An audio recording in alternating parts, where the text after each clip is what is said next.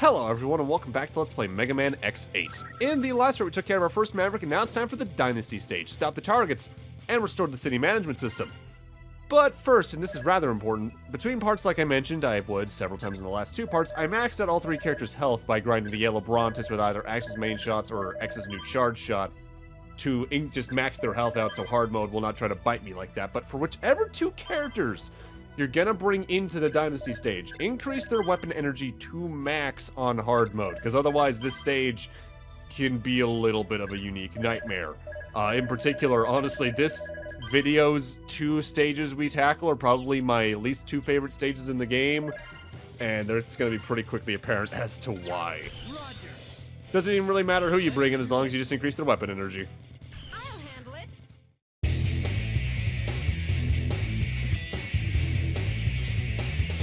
Gigabolt Man-o-War.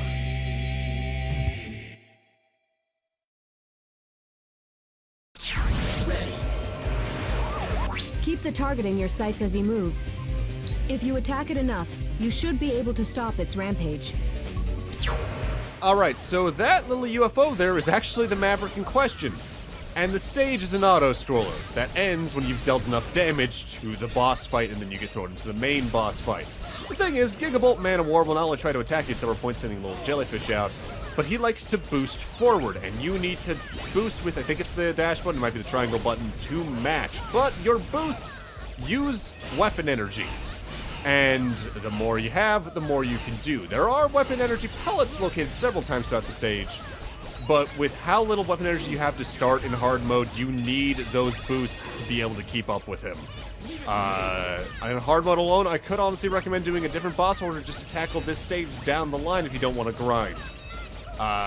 If you're on normal mode or easy mode, this stage is not a big deal whatsoever, but on hard mode it can be rough. You've almost caught up to the target. Take him down before you miss your chance.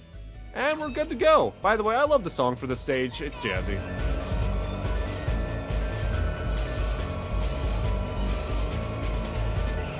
Warning. Warning.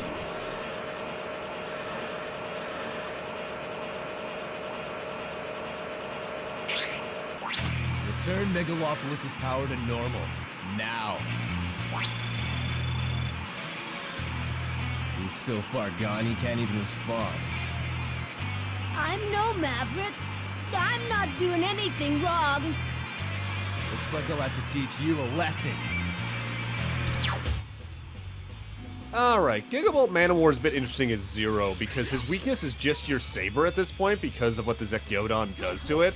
So just slash at him and you'll do damage. Crystal Wall's a little hard to hit him with though. Main attack-wise, he can swoop across the stage. He can fire a short-range thunder beam that'll go about halfway across the platform.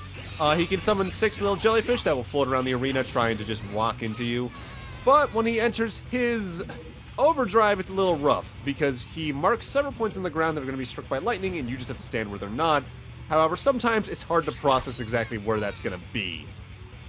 Otherwise, I think his little jellyfish spawn can fuse together to be a bigger one, and he can do another version of the short-range thunder claws by just trying to reach into you from above, but otherwise, not a lot to deal with here. Easy boss, even if the stage can be kind of rough on hard mode just because of how little weapon energy you have to start. As you can see, it's definitely quick and easy. And not for nothing, we do get a decent weapon out of this, I'd say, overall. For Zero, we're going to get the right coast, where you press the triangle button shortly after dashing, and you kind of stop for a second and dash forward in an invincible dash that does damage after the animation ends. You get the Thunder Dancer for X, which is a short-range looking weapon, but it actively homes in on enemies, and I think it can move from one enemy to the next if there's enough close to each other. And as Axel, we get the Plasma Gun, which is a wide-range electric attack that can, I think, easily break barriers without having to, like, focus in as long with Axel's main shot type. Axel's interesting in this game because, by and large, he just gets completely different weapons that don't take up weapon energy, and a lot of them do have some good minor toolkit uses, but I won't lie, I most of the time just rely on either Zero slashes or X's main buster in this game, just because it can do that well. Axel still has a lot of good uses for rare metals and otherwise, though, don't get me wrong. Great job, Zero. Huh? Thanks. Zero, have you forgotten already? I'm Pallet. This here is Lair. We're the new navigators here. Don't forget about us. Lair wanted to talk to you and waited here the whole time for your return. Right, Lair? Oh, sorry. Anyway, what is it, Lair? I did some research, but I'm unable to determine Lumine's location. Anyway, that's all. Well, no matter what the Mavericks are up to, looks like I'll have to stop them. Ah, the return of Lady Killer Zero. It has been eons, it feels like. For now, though, we're moving on to my actual least favorite stage in the game, Central White. Restore power to the environmental control system. It doesn't matter who you bring in for the most part, once again, because this is a different ride bike stage.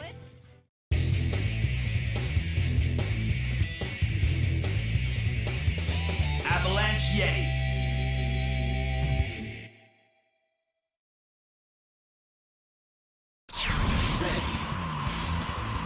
There's an emergency at the Environmental Research Center. Who knows what could happen? Go as fast as you can, but watch out for crevasses. And here we have the only real 3D stage in the game, even compared to, like, Dynasty. We have full four-direction control on this ride bike stage. You can dash forward, you can swap between the characters, and they even have different shot types. X's shot leans downward after a time, but has a pretty good explosion radius. Zero's shot is very wide and covers some good range, but has some lower damage memory serves. And Axel is just master of memory serves of, like, rapid fire. With that said, the reason this is my least favorite stage is that it just feels like it drags on a little long. For a ride bike stage, your speed's pretty good, there's a lot of enemies, yeah, but the mini bosses are what really drag it down. Plus, there's some pretty sneaky bottomless pits here and there that will just outright kill you with no warning. Sometimes they're just below what looks like a very tiny hill, other times you need to use a ramp to dash jump over it. The jumping is automatic as long as you hit the ramp, but be careful. What's really weird about this stage and the last one, though, is that they're also a little bit of a standout in that they don't really have items to pick up. This one has 2 items, but they're both at the very end before the boss fight. Gigabolt Man-o-War's stage is actually why the Dr. Light capsule that gave us the neutral armor also gave us Buster Part's eye. Because they wanted there to still be 8 light capsules, but there's not really a place to put it over in Dynasty. This is Rave Manta. This fight isn't exactly hard, it's just time consuming because of how much health it has in both fights against it here on hard mode. Normal mode and below, this isn't that big of a deal. It can drop normal enemies at you that just try to walk into you and do damage that way, but eventually it will get within range for you to shoot it. But when it's doing that, it's gonna try to shoot little homing projectiles out of the little yellow spots on the back of it. And you can destroy those cannons temporarily, but they do respawn. If you can mash hard enough, it goes down pretty quickly. It's the second fight against it down the line that's the real sucker. I think the big thing with this game is that it didn't need 2 ride bike stages. It could have either been Dynasty or Central White, and I would have been like, well, one of these is annoying to play and one of them's kind of rough at the start of the game, but okay. But having both, it just feels kind of off, because I think it's the only game that has 2 of these. Because let's see, X2 has that in Overdrive Ostrich's stage, but it's not even really central focus. Jet Stingray in X4. I think it's Volt Kraken stage in X5. It was weirdly absent in X6. It was back in Extreme 2 for Overdrive Ostrich again. And it was Ride Borsky back in X7. I guess to their credit, they at least gave them different models. Like, they're completely different bike designs. Not for nothing, I think especially the Dynasty version is probably one of my favorite ride bike designs in the series. But yeah, they didn't need to. They did not need to. There's one of the sneaky bottomless pits. Dashing all over the place here can make the stage go faster, but it can make things feel very slow. But that's kind of a unique thing about X8 that we saw there. At least on normal and above, you do have lives that are known as retry chips. You can have a max of 3 if memory serves on hard, max of 5 on normal, I want to say. But you can actively buy those in the shop. In fact, they're not in the stages at all. So you can theoretically max out your lives at any point, just be careful if you die a lot. At that point, you might just want to reload a save from the previous stage or something like that. There is also notably this little side path here, if you manage to land that jump without hitting a wall, because by the way, if you hit a wall in this stage that's right in front of you, that is an instant kill. That's not a bad way to get some medals, that little, like, side path there, but it's ultimately just a smaller path. I think it's technically even shorter than the main path at that point. Definitely safer. And now we gotta fight Rave Manta again, but this time it has a charge attack where it'll go across the way from you, shoot a couple of bombs that'll bounce at you, which you can destroy, but if you don't, be careful because their explosion radius is surprisingly wide and really builds up over time, and then it'll charge at you. Oh yeah, I also haven't talked about that. You might notice whenever I get hit in this game, the health bar turns slightly red, and then that red slowly disappears. If you swap characters while a character's HP is red, that HP will slowly recover while they're in the support slot. If you swap at that point, though, again, while that HP is still red, that HP is just permanently gone. There is also notably a rare metal upgrade you can find to make that gauge recover faster, so you can swap characters more often just to keep your health topped up more often, which isn't a bad idea, especially on hard mode, just because it keeps your HP in higher stock. Also, something I should note now, we've obviously seen Earthrock Geolobite talk with, I think, X. Or no, I guess it was Axel, actually. And we saw Gigabolt Man-o-War talk with Zero.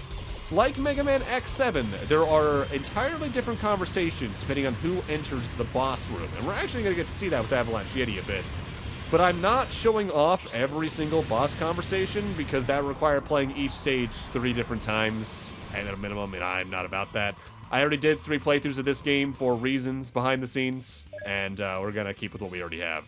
I am showing off at least the final boss's conversations, though, due to how the endings are handled in this one. If memory serves, I believe Clement J64 has an entire video dedicated to just the ones he missed in his LP, so check those out, I guess. So, there is a rare metal in this stage, like I said, as well as a light capsule, but we can't get the light capsule until we have Optic Sunflower's ability. So we need to do a kind of tricky jump here. By the way, that's me using life bottles. We need to do a jump with Zero, do the Raykosen attack we got from Gigabolt Man-o-War, and try to land on that platform over here for, I think that's Zero's weapon converter, which will occasionally, if you have a special weapon selected at least, drain your weapon energy instead of your HP when you get a hit. The target is highly resistant to cold. You can move freely in snow-covered areas. Watch out for sudden movements. Admittedly, entering this fight with Zero, not the best, because his weapon's kind of awkward to hit.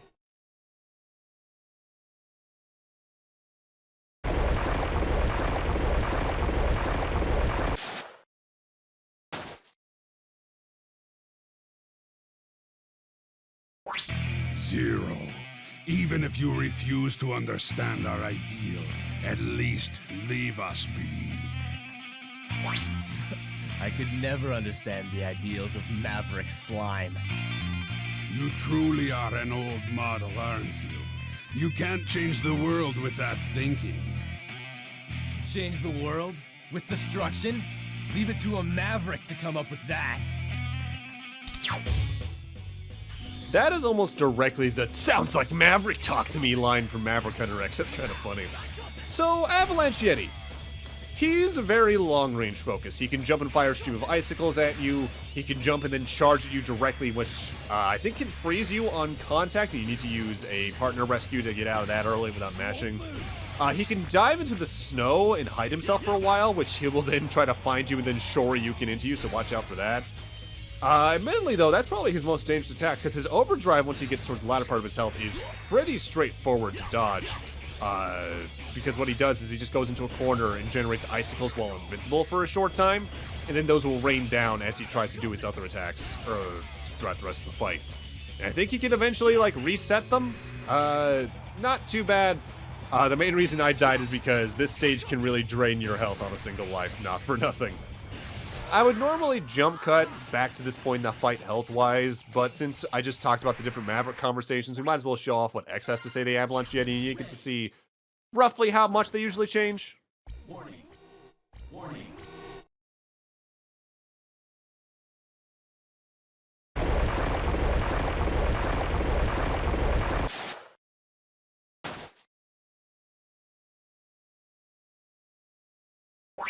I will not let you get in our way. Avalanche Yeti, what do you think you're doing? You old model Reploids have no business here.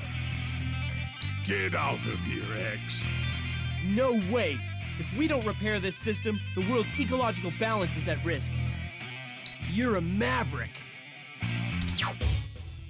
In retrospect, in X, like, 6 Beyond, they kind of tend to change what Mavericks means a little bit because they just start to label rebels as that more often than not, rather than just people who actively have a virus that's making them do bad shit.